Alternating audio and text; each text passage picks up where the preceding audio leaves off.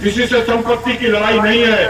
हमारी लड़ाई है बिहार के बॉर्डर पर बसे हुए गरीब जिन्हें सामंतवादी ताकतें सताती हैं, उनके जगह जमीन पर कब्जा करती है, उनसे बेगारी कराती है, उन्हें आजाद जिंदगी जीने नहीं देती, उनकी बहु बेटियों की इज्जत लूटने की कोशिश की जाती है।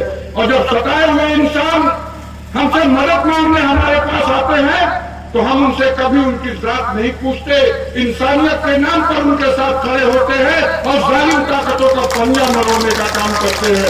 ये कसूर है जिसकी वजह से सब लोग हमें बदनाम करने के लिए मीडिया के भाइयों को गुमराह करके माफिया दिखाया जाता है। बताओ है कि हम एक ऐसे परिवार में जन्म लिए जो वतन की आजादी की लड़ाई में लड़ा, वतन के लिए कुर्बानी दी, वतन के निर्माण में हिस्सा लिया।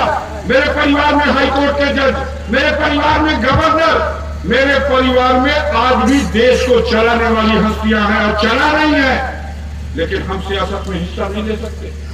जिस तरह से अपमानित किया गया हूं, जिस तरह से जलील किया गया है, जिस तरह हमारे चिराग को बुताने की कोशिश की गई है, राजनीति के चिराग को, मैं उन जालिमों से कहना चाहता हूं, फानूस बन के जिसकी हिफाजत हवा करे वो शम्मा क्या बुझे जिसे रोशन खुदा करे।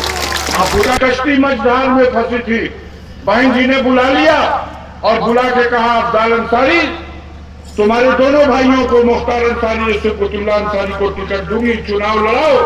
और मुख्तार का बड़ा बेटा जो नेशनल चैंपियन है, 2 बार गोल्ड मेडल जीता है, देश का नाम रोशन किया है, अब्बास अंसारी को भी मैं टिकट दूंगी, उसे भी घोसी से चुनाव लड़ाओ। सिंगे हो गए गाजीपुर में, मीडिया के भाइयों चलो वो नजारा देखो जहां समाजवादी पार्टी, कांग्रेस पार्टी और भाजपा का समझौता है।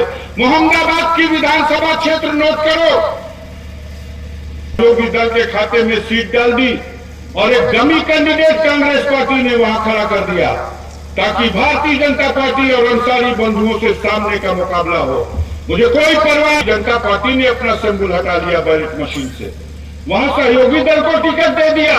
यह साजिश हुई कि एक जगह कमल के निशान पर सारा वोट मोहम्मदाबाद में चढ़ाया जाए और एक जगह साइकिल के निशान पर सारा वोट भाजपा, कांग्रेस, सपा सब एक हो गई।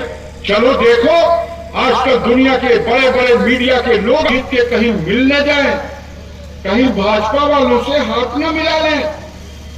धिक्कार है तुम्हारे ऊपर, तुम खुद हाथ मिला करके आगे चल रहे हो। तुम्हारी कथनी और करनी में फर्क है। उनके खिलाफ संघर्ष करना अपना धर्म समझता हूं और सारी ताकत से आप भी लगा लीजिएगा जोर, और मैं भी आपको वचन देके जाता हूं।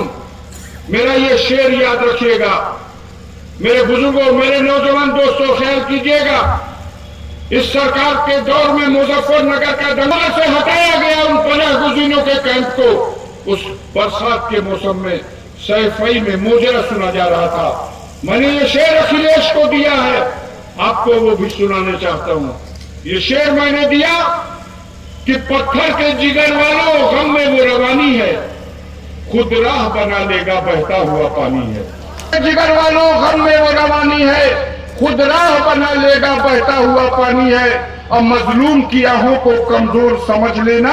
सारा वज़ीर आज़म कहता है गधा बहुत अच्छा जानवर है, गधे के अंदर इतनी ताकत है कि वो रात को भी काम करता है, गधा बगैर खाए भी काम करता है, गधा दिन में भी काम करता है, गधा थका भी हो तो काम करता है। सीरते गधा 20 मिनट बयान किया हमारे वज़ीर आज़म ने। मैं टीवी पे देखता रहा, चकित रह गया।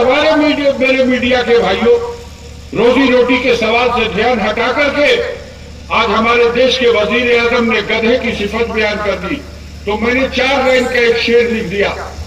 अगर इजाजत हो तो आपके बीच में पढ़ दूं? ऐसे नहीं पढ़ूंगा, सब लोग कहिएगा तब पढ़ूंगा। पढ़ दो तो सुन लो। न उल्लू न खुशू न खर देखता हूं, तस्वर में उसका चेहरा देखना। मैं टीवी में उसका चेहरा देख रहा था और शेर लिख रहा था कि न उल्लू न खुशू न खर देखता हूं, अजब तरह का जानवर देखता हूं, बहुत मिलती जुलती है सूरत तुम्हारी, फकत एक दुम की कसर देखता हूं, फकत एक दुम की कसर देखता हूं। एक गधे की सीरत बयान करने वाले और एक गधे को बदबूदार कहने वाले देश की जनता जग चुकी है।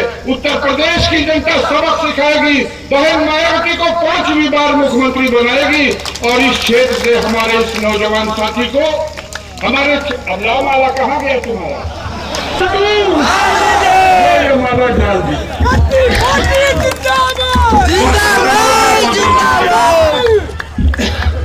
बहुत बहुत